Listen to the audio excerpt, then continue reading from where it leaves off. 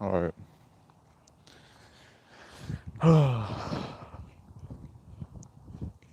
Someone just shot a firework. I'll wait for some people to get inside.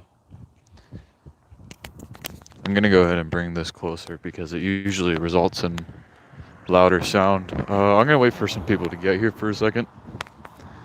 So go ahead and skip forward if you want to. I'm also gonna try to cross the street. Wish me luck. Alright, I think we have some people coming in. So read the title, guys. That's gonna be what we're talking about. Think audio's good. What's up, Jawad? What's up, Trav? We got some people coming in. I hope that guy doesn't shoot another firework. That scared me really bad. CPUSA 2036. We'll talk about that right now. We'll talk about right there. Ferret watching. You? I'm walking around. Getting fireworks shot at me. It's getting close to that time. It's getting close to July 4th, where everyone starts shooting fireworks in my neighborhood. And it's like a war zone over here. It's like a war zone over here. Everyone feels the need to sound off like it's a war zone. Anyway, all right, we got 5 people in here. So anyway, go ahead and read the title, guys. Basically, what is our next CPUSA? Yeah, exactly. Basically, what is our next hub? What is our next center of gathering? What is our next international?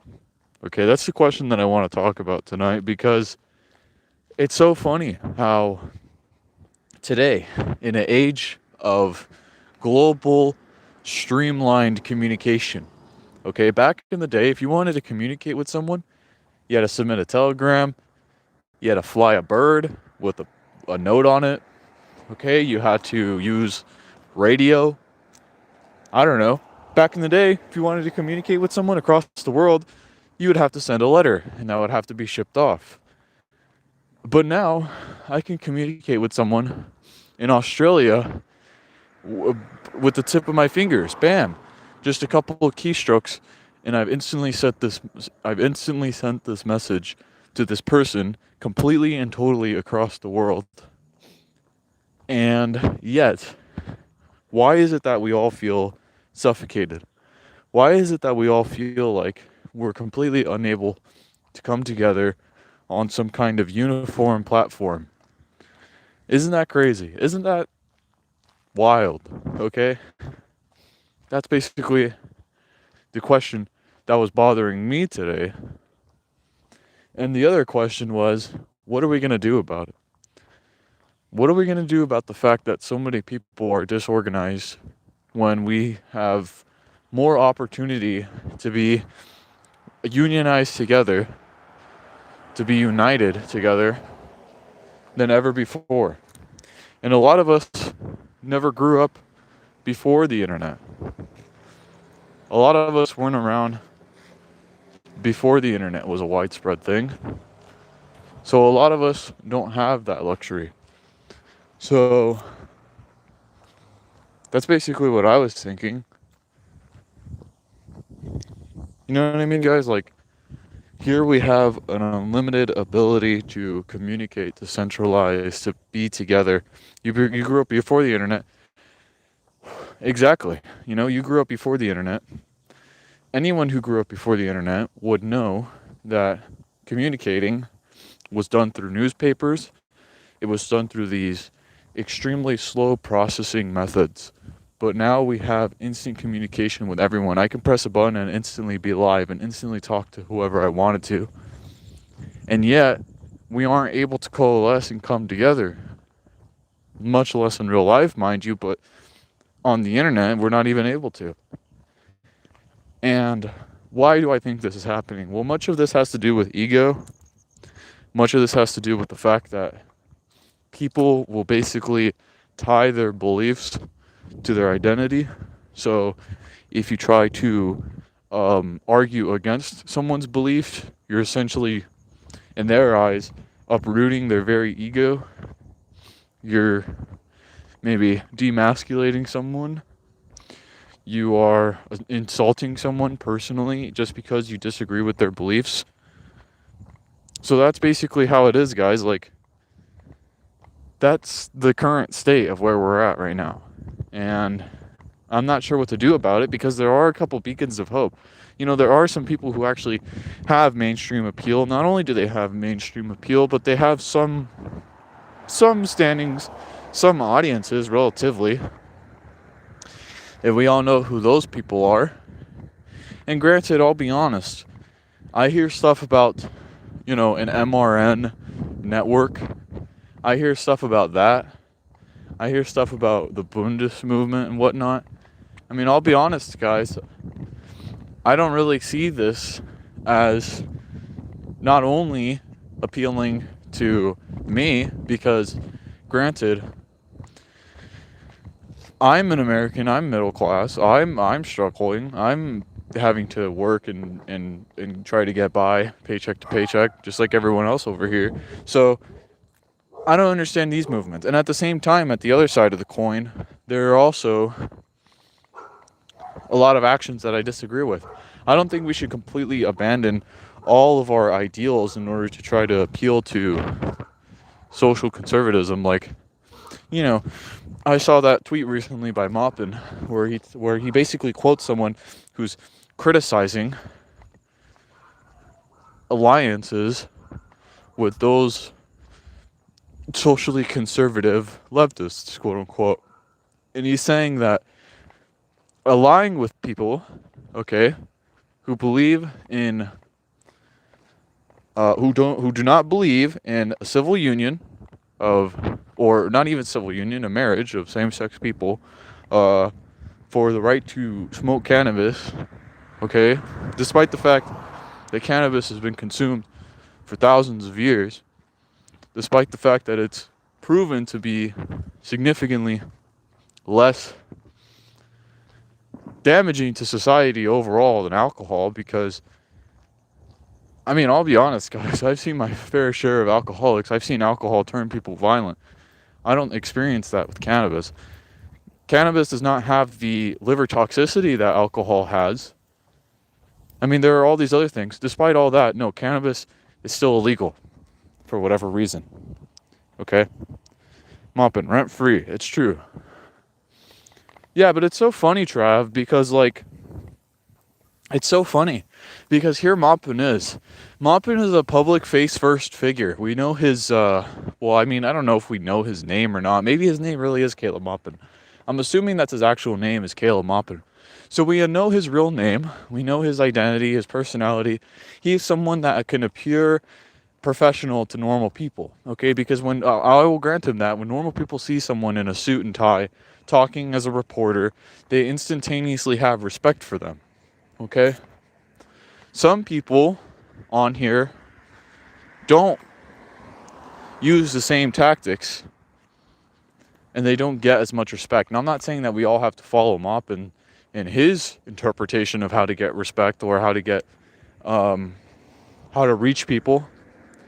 But all I'm saying is that Maupin's professionalism, despite the criticisms I have of him, better allows him to reach people. That's what I'm saying. So we have that. But the problem is that Maupin continuously focuses on these abstract issues, such as random, I mean, like, let's be honest, guys, as someone who's always touting himself as such an American-centric person, oh, I love America, I want to fix America, America's my country, I'm patriotic, I want to fix America. As someone who loves to virtue signal, I'll be honest, as someone who wants to fix America, he frankly does little to nothing to try to improve America. What is he on about now? Now he's talking about some completely irrelevant election in South America. Who cares? This is not important to us. I mean, I'm not going to say that you can never have a discussion about the elections going on in South and Central America or across the world. I'm never going to say that it's not important to support the side that you do support. But what I am going to say is that it is irrelevant to continue to split because someone believes in another, because someone believes in a opposing party, because someone doesn't believe in a personality cult. That's ridiculous to me. Anybody who goes out of their way to pander to right-wingers is worse than a tailist. Majority of the population are progressive, so if you're going to tail, yeah, just be more of a sock them like Kyle. Exactly. Be more of a sock them like Kyle if you're going to tail. And there's a reason why Kyle has picked up so much steam. You know, like, I'm a young guy, right? So I'll just let everyone know. Young people are generally very progressive. Young people do not have these ancient Judeo-Christian, socially conservative views. 9 out of 10 young people you speak to are progressive. And keep in mind, guys, that's good news for us because we're progressive. Okay, we are not socially conservative. We are not anti-gay marriage citing the Bible people. That's not us, okay? So we should have optimism, but instead we have pessimism. And the reason why is because I personally think that we try to appeal too much to social conservatives. Social conservatives are losing right now in the mainstream.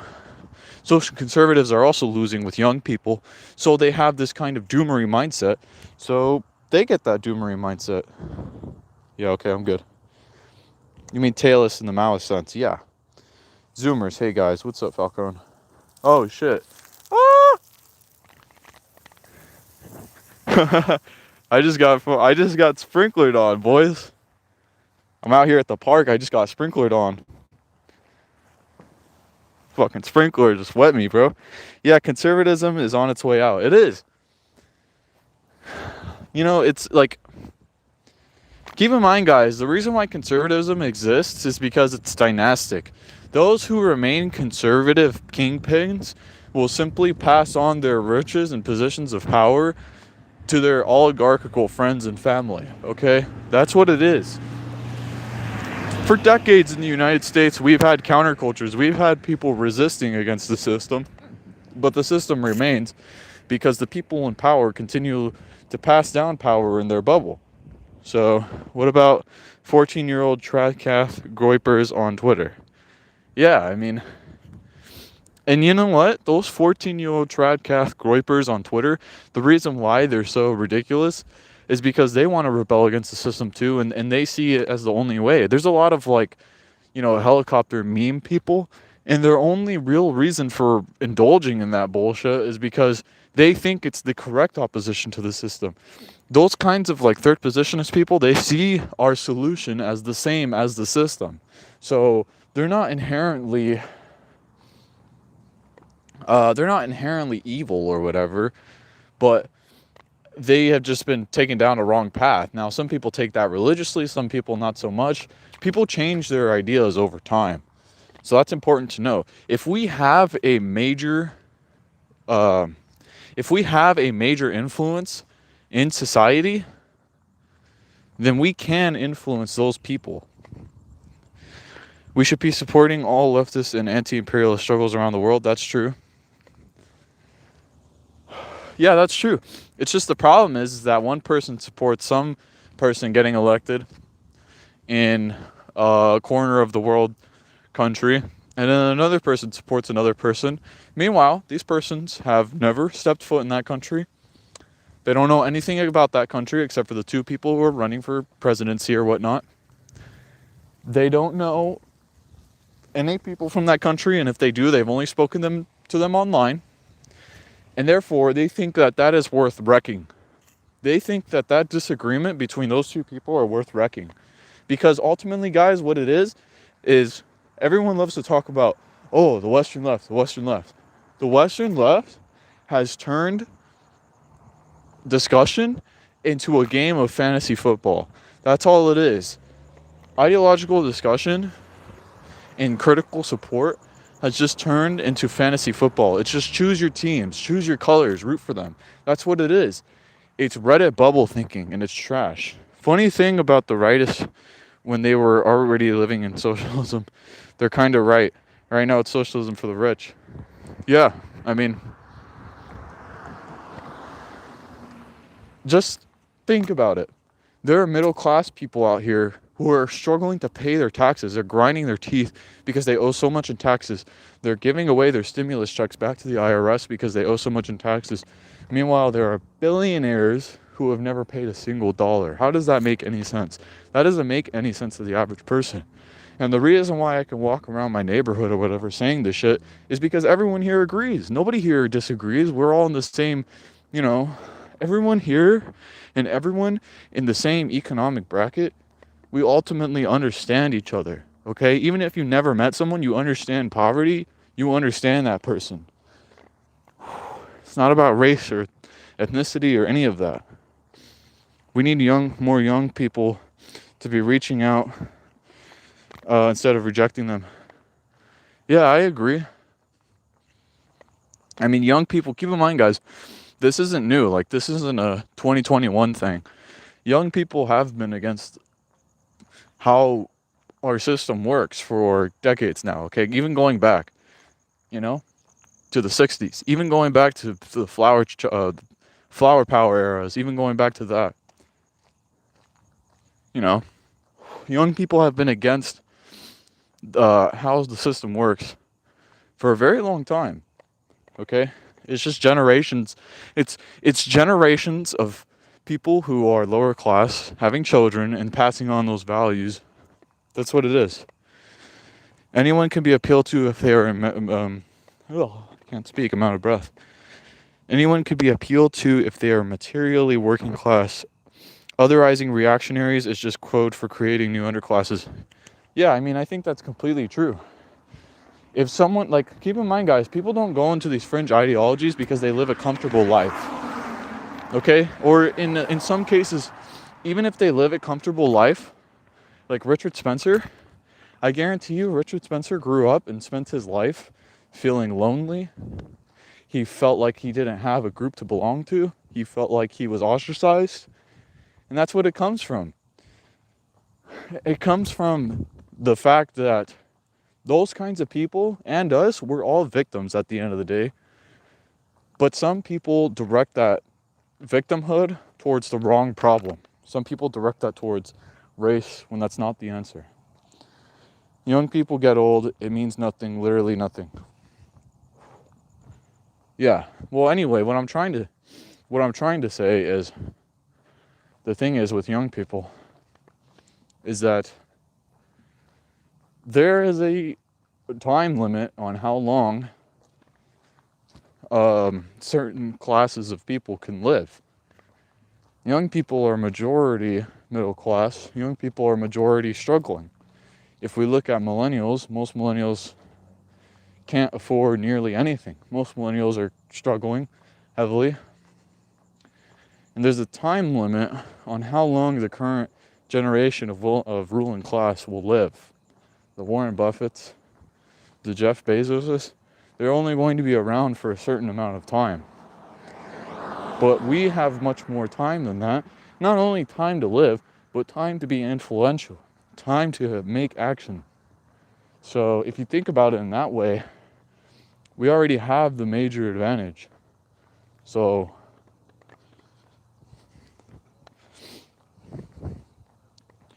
why did many of those once radical young people from the 60s turn to conservatives and stuff? I don't think they did. I don't think people from the hippie movement, and I don't think those people turned into conservatives. There are a lot of people from the 60s who are conservatives, and I think they were conservatives back then. I think they were rich, went to a nice college, and got a good degree, became an attorney or whatever, and they just remained social conservatives. And then there are other people out there from the 60s who remained, they kept their spirit, they kept their fighting spirit. They were unsuccessful, obviously, but they still remain out there. Every meaningful socialist project on earth that has instituted a real DOTP has a broad cross-generational support. Youth is a liberal idealist fantasy.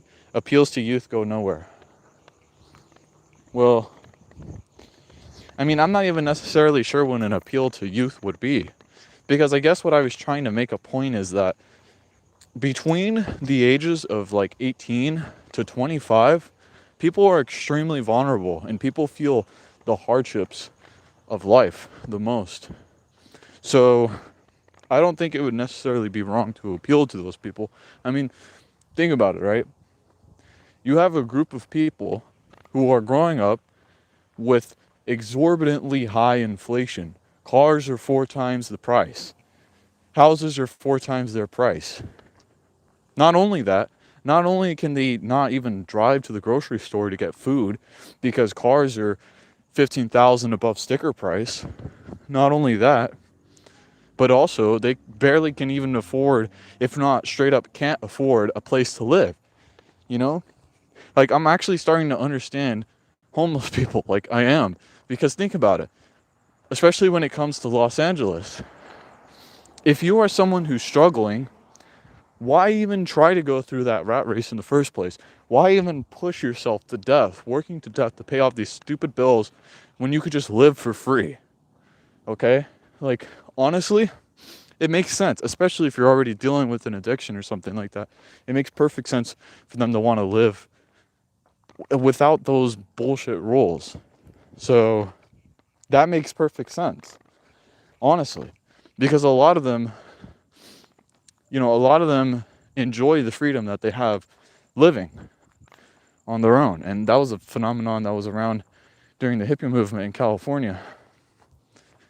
So I guess really what I'm trying to make here with this point is that these people are in the worst parts of life, because not only do they have exorbitantly expensive houses and cars, but they can't even go to school. You have to have, like, getting a college degree nowadays is essentially the same as having a high school diploma. And yet you are expected essentially to have a stable household for 4 years, not even 4 years, mind you, because a lot of people don't go to high school in 4 years. There are a lot of people I know who graduated college 32, 33. So not even 4 years. You're looking at sometimes 10 years to graduate from college and get a bachelor's degree and a real job. And that's not a choice, mind you. Keep in mind that while you are not only unpaid going to school, you're also working and you're also paying to go to school. So it's just ridiculous. This group is extremely vulnerable. Okay. They forgot. Mamoui Abu Jamal was 14 when he joined the Black Panther Party. Yeah. Castillo is a reactionary, lols. This is why the left never goes anywhere. Ideological boxes. I mean, here's the idea. I don't think shaking hands and saying yes with reactionaries is a good idea, okay? I would rather have a tight-knit group of 10 people who I know for sure are not reactionaries than 100,000 people who I know have vehemently reactionary beliefs. That's what I would rather have, because there is absolutely no point in trying to do anything in life if you're going to have people who are corrupting what you're trying to do. If you have people who are corrupting your good positive efforts in life, there's no point in trying to do that if you have people out there who are corrupting that, right? So I mean, everyone always talks about bad apples and everything. When it comes to us, when it comes to vulnerable people, there is no room for bad apples. And I'm not saying we have to be perfect, but seriously, there is no room for bad apples. So, no más pobres en un parico. I tried. Never learned Spanish. Quality over quantity. That's what I say. I say quality over quantity every day of the week. I say that any day of the week, because if you even have one person who is not delivering the message that you want and appears negative and appears to be diluting your message and appears to be destroying the campaign that you've worked so hard to build, that you've invested so much money into, if you even have one person who dilutes that, then the negative press is always going to outweigh the positive press, because people just naturally focus on the positive or the negative more. So one train equals a highway full of single occupant cars. That's what I say. You're talking to a Californian here. That's what I say. LT co-host, Chaos Under Heaven plus reading group with me. Make time for it. Yeah, for sure. And I'm going to be collaborating with Trav because I want to get everyone together. You know, I make a lot of criticisms of people on here, but my goal isn't to bash. You know, I've seen people comment or whatever on like Lefty Poll and stuff, saying that it's my goal to bash people. That's not what I'm about. I mean, I criticize people, but that's because I want them to do better, because I believe that they can do better. I believe that there are better things they could do. I think there's better uses of Caleb Maupin's time, like actually reaching out to American people in real life, like actually trying to reach and speak out to American people, than his CPI meetings. Okay, he may not like that. He may take personal offense to that, but I don't know. Sorry. I mean, we're supposed to be on the same side, and we're supposed to struggle about these things that we disagree about. So reach out to the young masses and to practice young line. Mass line. Damn, my phone's dying, dude. My phone's dying. Alright. Yeah, my phone's dying, guys, so I'm just gonna run home real quick. Not gonna lie, though. Bashing rad libs and ultras kind of gives me life.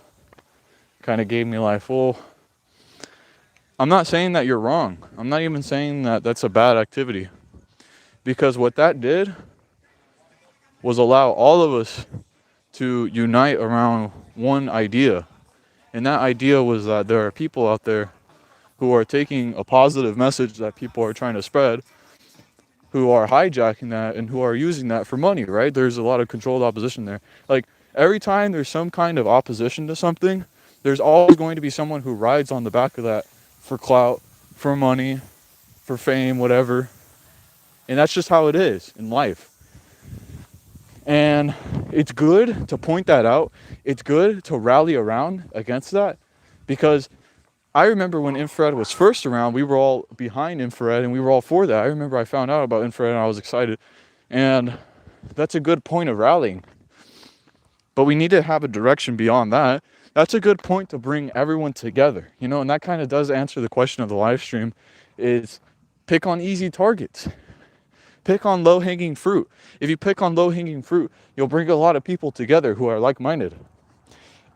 And then you can direct that towards something positive. Now, I'm not saying join my new cult party or whatever. I'm not saying any of that. I'm not saying give me money on live streams. But what I am saying is use that as a direction for a good positive message. The two most popular communists right now are Maupin and Haas. Why isn't this the future? Okay, Korobov. I'll agree with that, sure. But you seem to be a Maupin and Haas fan. I'm just wondering, when are they going to actually do anything? You know what I mean? Like, when are they going to do anything? Like, let's say rallying around and against breadtubers and radlips. Let's say that's a good point of rally. What's the next step? What are we doing next? What are we doing next to actually make a direction, to actually make an action and go forward? Because if you simply sit there, I don't know what the hell that car was doing. But anyway, if you simply sit there and you make criticisms about certain people or certain groups, or you make certain hit videos, hit pieces and whatnot, and you don't have a real direction to go in, then you're just performing East Celeb liberalism. That's what I gotta say. No, they're not. They are bigger communists than those two. Second thought is infinitely more clout. Yeah, I agree. Second thought, well, let's be honest, guys. Second thought is literally on our side. Like, it's not even a Jimmy Dore thing, where we're trying, Jimmy Dore, we had to try to push him, and then he just went back to reading Twitter, with all due respect to Jimmy Dore. Second thought is literally on our side, guys. So yeah, I mean, second thought is a good idea. So I don't know who has to reach out to second thought.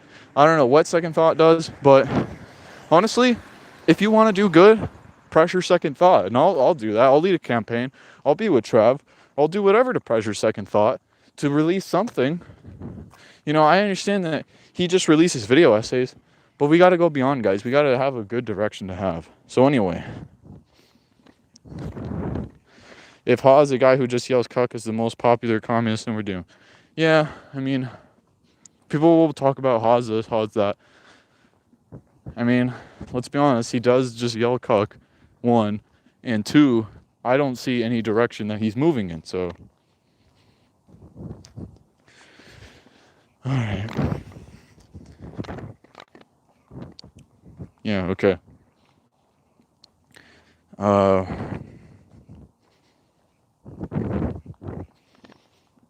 Alright, let me pause this, I'll be back.